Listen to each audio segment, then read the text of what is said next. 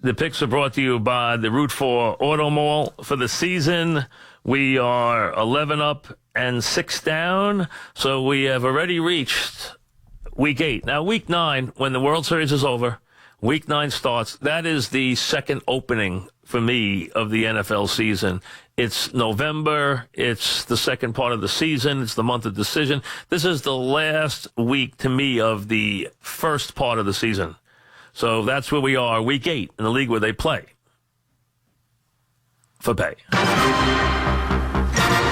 last week, 11-6, 11 up, 6 down for the season.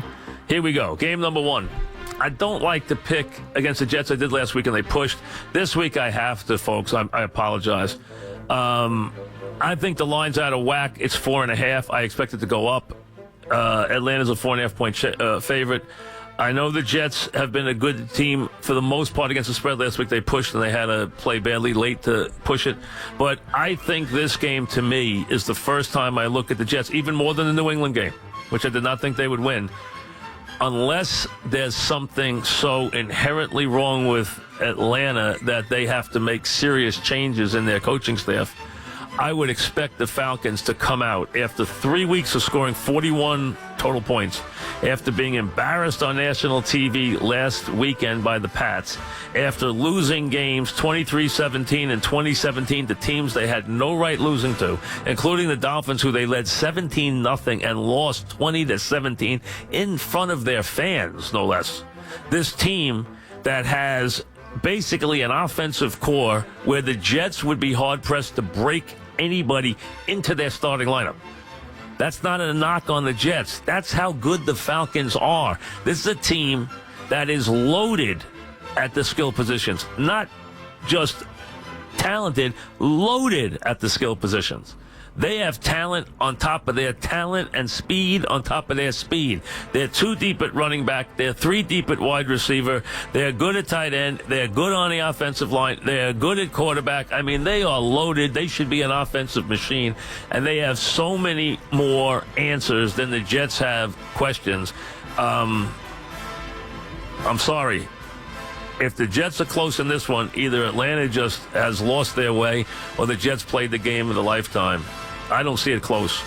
I think Atlanta wins this one going away. I'd be surprised if they don't. I expect to see that offense click. Now, if it's a monsoon like somebody said it might be on Sunday, then maybe the game's a little closer. Other than that, I think Atlanta wins going away. Give me Atlanta minus 4.5. I still think 4.5 is too light. 4.5, game number 1. Game number 2, I agree with Peter Schrager about the Cowboys. I like the Cowboys in this matchup. I wish they had Bailey. I'm a little worried they don't. That's the only thing that would get me off this game, but he's not going to play. But I'm going to live that they can get a kicker who can get the ball through. Plus, I don't think they're going to have to settle for too many field goals this week. Washington has a bunch of injuries. Washington can move the ball, and they will, but I just think Dallas has way too much in the way of offense. I finally saw that offense snap to last week where they were pounding the ball. They ran it for big yardage.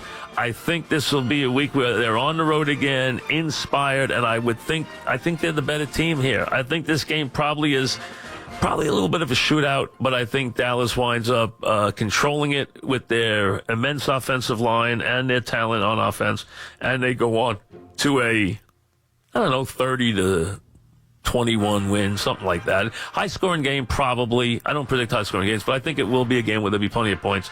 Dallas is a 2-point favorite on the road, legitimately. They deserve to be.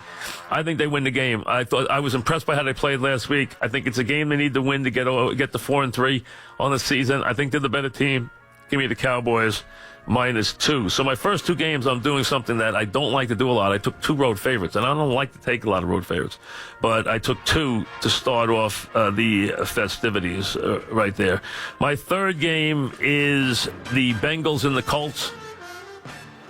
I'm telling you, I think the Colts are bad. I think they're going to have a lot of lopsided games. The Bengals, if you take out what was some bad plays last week, I still see glimmers of hope since they changed the coordinator. I think they have way too many weapons for the Colts, and I think the Colts are going to get to a part of the season here where they just are not going to be able to stay competitive. They're 2-5 right now. Bengals need a win here in the worst way in a bounce-back game. They're a 10-point favorite, but I think they win this one by a wide margin. They take out their anger for last week on the Colts. And like I said, I think you can go against the Colts on the road a lot this year with this team.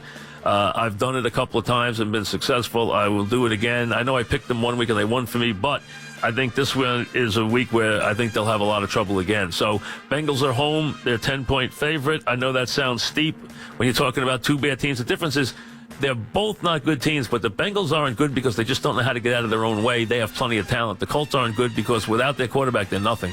So to me, they win this going away. So Bengals -10, Cowboys -2, Falcons -4.5. The picks for Week 8 back.